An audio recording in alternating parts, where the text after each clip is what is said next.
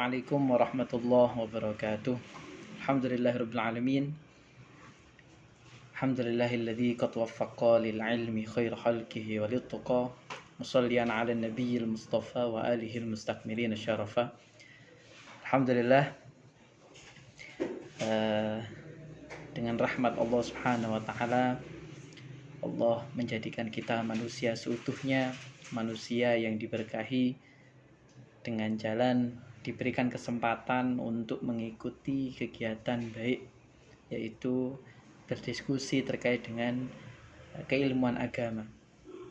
Semoga salawat serta salam tetap terlimpahkan, tercurahkan kepada yang termulia Nabi Agung Muhammad SAW. Sebelum kita mulai, kita membaca tawassul kepada guru-guru kita dan juga membaca salawat Nuril Anwar.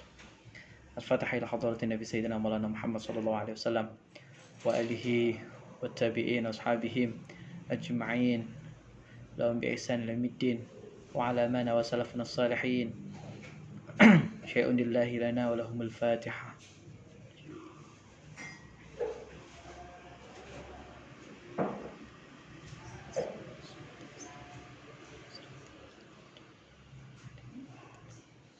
Bismillahirrahmanirrahim. Allahumma salli ala nuril anwar wa sirril asrari wa tiryaqil aghyar wa miftahi babil yasari sayyidina wa maulana Muhammadinil mukhtar wa alihi al-athhar wa ashabihi al-akhyar adada ni'amillahi wa ifdhalihi adada ni'amillahi wa ifdhalihi. Bismillahirrahmanirrahim. Alhamdulillahirabbil alamin, hamdan yuafi ni'amahu wa yukafi mazidah. Ya Rabbana lakal hamdu kama yanbaghi li jalali wajhikal karim wa 'azimi sultanik. Subhanaka la nuhsi thana'an kama asnaita 'ala nafsik wa lakal hamdu hatta tarda wa lakal hamdu idza radita wa lakal hamdu ba'da ridha. Allahumma shalli wa sallim wa karrim wa majjid wa 'azzim wa zid wa tammim 'ala sayyidina Muhammad wa 'ala ali sayyidina Muhammad. Qala Rasulullah sallallahu alaihi wasallam, innamal a'malu binniyah wa innamal likulli imrin ma nawah. Wa qala al-mu'allif rahimahullah wa nafa'na bihi wa bi 'ulumihi fid dharain amin. Kita selanjutnya adalah membahas tentang ontologi akidah Islam. Ini adalah bab yang kedua. Baik, sekarang apa sih pengertian akidah Islam? Secara etimologi, kata akidah berasal dari kata dalam bahasa Arab, ya, aqada, yaqidu, aqdan, aqidatan. Artinya perjanjian, ikatan, simpul, ya, atau keyakinan. Ini menurut Al-Jazairi disebutkan al-aqidah ya majmu'ah, ya, dan seterusnya itu, yang berarti akidah adalah sekumpulan kebenaran yang diterima secara umum tanpa perlu adanya bukti. Tanpa perlu adanya bukti. Ini menurut Al-Jazairi. Oleh manusia berdasarkan akalnya atau dari wahyu dan fitrah. Kebenaran tersebut terpatri di dalam hati, tertancap di dalam hati manusia, disertai keyakinan kesolihan dan kebenarannya secara pasti, dan ditolak segala sesuatu yang bertentangan dengan itu. Sudah tidak bisa diganggu gugat istilahnya. Yang selanjutnya adalah akidah. Apa sih akidah itu? Kata kunci daripada akidah yaitu akidah keyakinan kuat, kebenaran, dan iman. Itu adalah akidah. Sekarang konsep akidah. Untuk memahami akidah itu sendiri, ada beberapa keilmuan atau supporting materials, begitu ya. Tambahan ilmu atau tambahan referensi yang benar-benar harus diketahui, difahami. Yang pertama adalah ilmu usul fiqh. Ilmu usul fiqh sendiri ada kaidah yang menyebutkan al-yaqin la yazalu bisyak. Adalah kaidah yang pertama. Karena keyakinan itu sendiri bukan kaidah yang pertama ya. Itu salah satu kaidah insyaallah yang kaidah yang kedua. Keyakinan sendiri tidak bisa diganggu gugat dengan keraguan yang ada di dalam hati. Sebaliknya, keraguan itu tidak dapat memunculkan keyakinan. Oleh karenanya, seseorang yang benar-benar yakin, dia tidak bisa terganggu oleh keraguan-raguan. Yang kedua, ilmu doruri dan nadhari. Ilmu yang didapat dari panca indera ataupun ilmu ilmu yang diketahui dengan hal-hal yang mudah gitu ya. Seperti anak kecil melihat pesawat gitu. Atau nadhari. Ilmu doruri masih butuh pemikiran. Nadhari tinggal dicerna oleh panca indera. Yang selanjutnya adalah indera akal dan wahyu. Kita akan bisa memahami apa itu konsep akidah setelah kita benar-benar di panca indera kita meyakini ya. Di akal kita, pemikiran kita bisa menangkap hal itu. Baru kita bisa mengkomposisikan hal-hal yang kita ketahui daripada indera, pemikiran, dan juga wahyu, aturan-aturan daripada agama itu menjadikan kita yakin. Yang akhirnya nanti muncullah keimanan. Dari akidah itu akan memunculkan keimanan manusia, kepercayaan. Ruang lingkup akidah. Ruang lingkup akidah tersendiri ada 4. Yang pertama, akidah ilahiyah. Kepercayaan kepada Tuhan yang esa. Yang kedua, nubuwah. Akidah kerasulan. Kepercayaan atau keyakinan terhadap nabi. Akidah ruhaniyah yang terpatri dalam jiwa manusia. Dan juga akidah sam'iyah. Masalah atau urusan-urusan yang ada pada hal-hal syara, aturan-aturan di dalam ilmu syariat. Sekarang apa sih peran akidah itu? Peran keyakinan sendiri di dalam diri manusia itu apa? Akidah Islam berperan mengendalikan amaliyah daripada seorang hamba. Ini bisa dilihat dari 3 aspek. Pengendaliannya ini di dalam 3 aspek. Yang pertama, hablum minallah. Bagaimana dia beribadah kepada Allah Subhanahu wa taala. Sejauh mana akidah itu bisa mengendalikan hablum minallah, sejauh itu pula akidahnya baik. Orang bisa dikatakan bahwa dia benar-benar bagus ibadahnya, berarti dia benar-benar bagus akidahnya. Ukuran bagaimana akidahnya baik adalah bisa dilihat bagaimana dia beribadah kepada Allah. Tidak mungkin berbanding terbalik. Orang yang tidak beribadah berarti dia punya keimanan yang lebih. Tidak. Yang kedua, hablum minan nas. Di dalam Al-Quran, duribat alaihimul maskanah aynama thuqifu illa bihablum minallah hablum minan nas. Bahwasannya tidak serta-merta kita ini beribadah kepada Allah. Kita dijadikan manusia, al-insan, dari kata nas, al-insan, nas, an-nas, dari jamaknya insan. Yaitu manusia yang dijadikan menjadi makhluk sosial, membutuhkan satu dengan yang lain. Ada ibu, ada ayah, ada saudara, ada famili, ada kakak, ada adik. Semuanya saling berkaitan. Kita tidak bisa mengabaikan beliau-beliau. Bahkan ada hadis Rasulullah yang berbanding lurus dengan keyakinan itu sendiri. Contoh, Rasulullah SAW bersabda, "Man kana yu'minu billahi wal yawmil akhir falyukrim jarahu, wa man kana yu'minu billahi wal yawmil akhir falyukrim dhaifahu." Di sana Rasulullah SAW menyampaikan bahwasannya akidah itu sendiri terukur, tergadaikan ya, ketika seseorang tidak memuliakan tamunya, tidak memuliakan tetangganya. Berarti ini bisa dilihat bahwasannya akidah berbanding lurus dengan bagaimana muamalah seseorang kepada sesama.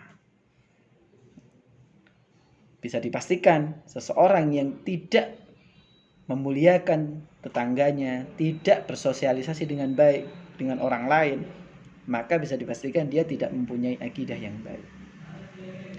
Yang ketiga, hablum minal alam.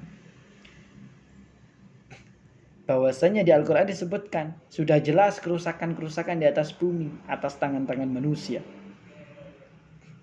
Di sini sudah jelas bahwasanya Allah Subhanahu wa taala ini menyampaikan kerusakan di atas bumi ini karena ulah manusia, bukan karena ulah siapapun. Padahal Rasulullah diutus untuk menjadi rahmat seluruh alam. Bagaimana kita sebagai umatnya meyakini Rasul sebagai utusan, akan tetapi kita sendiri malah yang mengotori, yang merusak alam itu sendiri.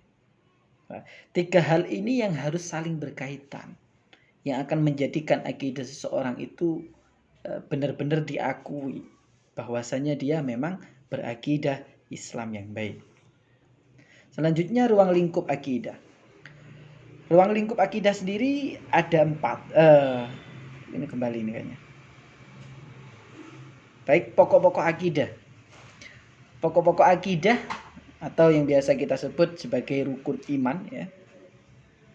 Yang pertama, iman kepada Allah Subhanahu wa taala. Iman kepada Allah Subhanahu wa taala. Apa sih iman kepada Allah Subhanahu wa taala? Di dalam Tanqihul Qaul juga disebutkan bahwasannya al-iman ma'rifatun bil qalb, ya, wa qaulun bil lisan wa amalun bil arkan. Pengetahuan atau pemahaman di dalam hati, ya, ucapan di dalam lisan, dan amaliyah di dalam perbuatan, di dalam fisik. Bagaimana kita bertingkah laku, bagaimana kita bermuamalah, bagaimana kita beribadah. Itu adalah iman sendiri. Iman kepada Allah Subhanahu wa taala ini bisa melewati 3 hal. Yang pertama adalah tauhid uluhiyah, ketuhanan. Bahwasanya Allah Subhanahu wa taala adalah Tuhan yang wajib disembah. Dan tidak ada Tuhan selain Allah Subhanahu wa taala. Yang pada dasarnya Allah disembah bukan karena sesuatu, tapi karena Allah disembahlah sesuatu itu ada, kan begitu. Jadi saya menyembah Allah karena saya, bukan karena sudah. Itulah yang dinamakan keimanan. Yang kedua adalah tauhid rububiyah, bahwasanya Allah Subhanahu wa taala sebagai Rabb kita yang menguasai seluruh alam, yang mengatur jalannya kehidupan, yang menciptakan manusia dan nanti juga akan meleburkan kita semua sampai hancur lebur sebelum akhirnya nanti dihidupkan kembali menuju akhirat. Yang terakhir adalah asma' wa sifat. Dalam beriman kepada Allah, hendaknya kita ini mengintegrasikan antara bagaimana kita ini meyakini bahwa Allah itu sebagai Tuhan, Allah itu sebagai Rabb kita sebagai hambanya yang wajib berdoa, yang wajib meminta tolong, iyyaka na'budu wa iyyaka nasta'in.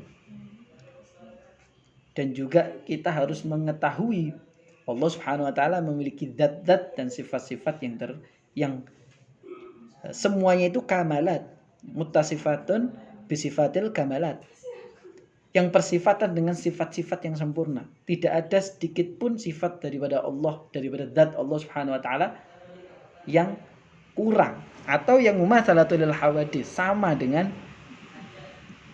makhluk, dengan hal-hal baru. Ini adalah iman kepada Allah Subhanahu wa taala. Iman kepada Rasulullah. Berapa rasul itu, berapa nabi itu, berapa total nabi dan rasul, berapa total ulul azmi, siapa ketuanya ulul azmi. Itu semua harus kita percayai, kita ketahui dan kita fahami. Karena itulah bagian daripada iman kita kepada Rasul. Apa saja sifat wajib Rasul, apa saja sifat mustahil, ya, apa saja sifat jaiz beliau. Sifat jaiz al-a'radul basyariyatul lati la tu'addi ila naqsin fi maratibihimul aliyah. Bahwasanya kekurangan-kekurangan yang ada pada diri Rasul, seorang utusan, itu tidak sedikit pun menggoyahkan atau mengurangi derajat beliau sebagai seorang Rasul. Tidak sedikit pun. Rasulullah mempunyai sifat lapar, mempunyai sifat sakit, mempunyai sifat sakit hati. Semuanya ada. Akan tetapi hal-hal tersebut tidak menggoyahkan derajat beliau sebagai derajat yang tertinggi. Karena beliau semua adalah maksum, terjaga daripada dosa. Yang ketiga, iman kepada malaikat Allah. Yang keempat, iman kepada kitab-kitab Allah, berapa kitab Allah, ya. Kepada siapa kitab Allah itu turun, apakah kitab-kitab saja, apakah ada risalah lain. Kepada iman hari akhir, iman kepada qada dan qadar. Semua ini harus terintegrasi, harus kita yakini. Terkadang kita ini belum benar-benar memahami tapi meyakini, yang mengakibatkan keyakinan kita sendiri goyah. Kita mengaku iman kepada Allah, menggebu-gebu iman. Apa bukti keimanan kita? Sekarang kalau orang berbicara saja semuanya bisa. Tapi bukti daripada apa yang telah dia bicarakan, tidak semua orang bisa. Kabura maqtan indallahi an taqulu ma la taf'alun. Malah lebih bahaya daripada seseorang yang mengucapkan tapi tidak bisa melaksanakan. Ini yang harus kita koreksi bersama. Kan begitu.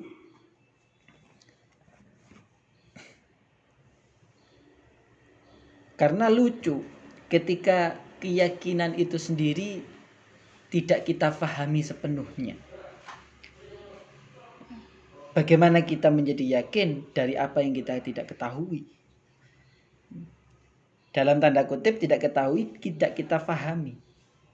Karena tidak ada keilmuan di dalamnya. Oleh karenanya penting bagi kita untuk mengetahui tauhid rububiyah, tauhid uluhiyah, dan posisi apa saja sifat daripada Allah Subhanahu wa taala, daripada Allah Subhanahu wa taala. Apa saja sifat-sifat dan zat daripada sifat-sifat yang ada pada diri Rasul. Semua itu harus kita fahami. Yang selanjutnya adalah akidah Islam berperan mengendalikan amal seseorang. Peran akidah, ya. Dalam 3 aspek. Mengendalikan amaliyah.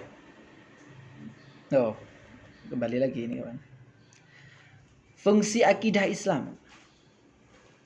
Fungsinya adalah sebagai pemelihara kesucian hati nurani. Karena setiap orang itu mempunyai hati nurani. Di dalam lubuk semua hati seseorang itu semuanya mempunyai hati nurani. Dan hati nurani itu harus ada yang mengendalikan. Harus ada yang memegang. Dalam hal ini adanya akidah, adanya keimanan kita kepada Allah Subhanahu wa taala itu yang akan menenteramkan hati. Ala bidzikrillahi tatmainnul qulub. Bahwasannya keimanan yang ada yang kita hadirkan di dalam hati kita akan membuat hati kita tenang. Karena dia sudah mempunyai sandaran yang kuat, yaitu Allah Subhanahu wa taala. Wa may tawakkal 'ala Allah fa huwa hasbuh. Innallaha balighu amri. Qad ja'alallahu likulli syai'in qadra. Bahwasanya di hatinya dia sudah terpatri. Allah Subhanahu wa taala adalah sebagai sandarannya. Bagaimana akan goyah ketika sandaran itu bisa mengatur segala sesuatu dan kuasa atas segala sesuatu. Yang kedua, pembebas manusia dari penghambaan kepada sesama makhluk. Ya.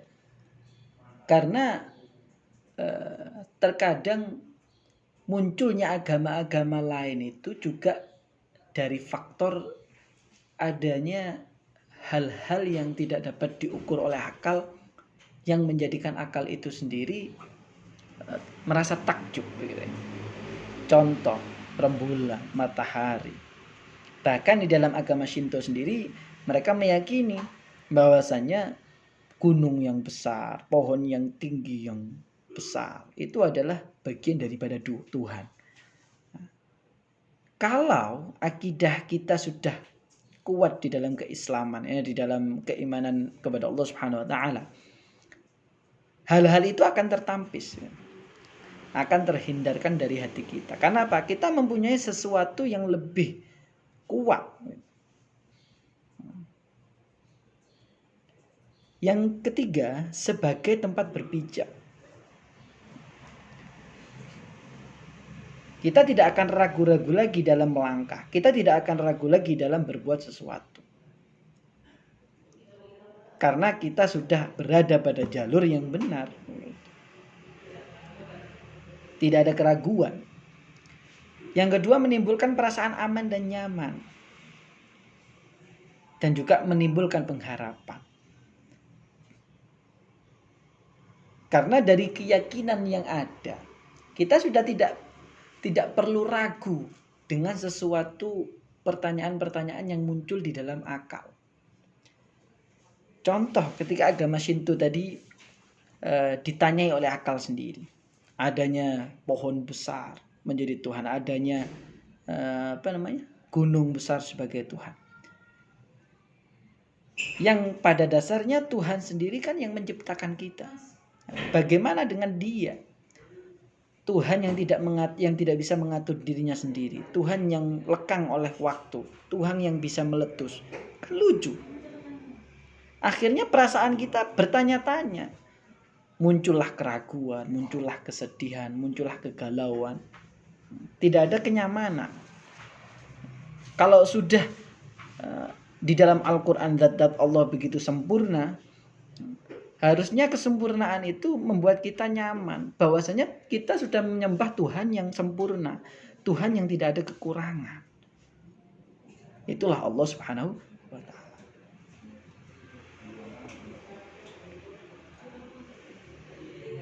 Selanjutnya, fungsi daripada akidah itu sendiri.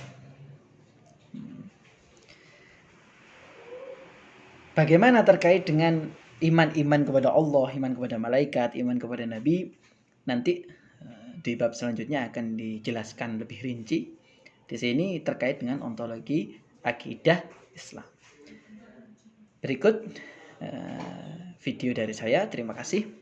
Semoga apa yang telah disampaikan bermanfaat dan barokah. Zahir batin fid din wa dunya wal akhirah. Kurang lebihnya saya mohon maaf. Alhamdulillah wa naqsulana. Al-afu minkum. Wallahul muwaffiq ila aqwamit thoriq. Assalamualaikum warahmatullahi wabarakatuh.